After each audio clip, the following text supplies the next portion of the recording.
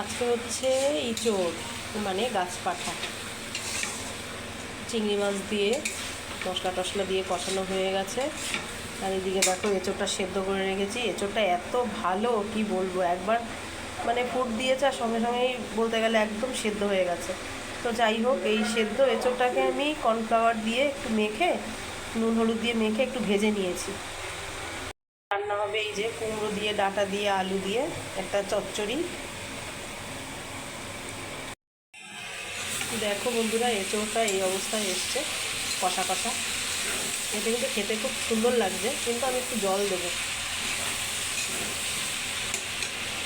জল দিয়ে দিই অল্প স্বল্প।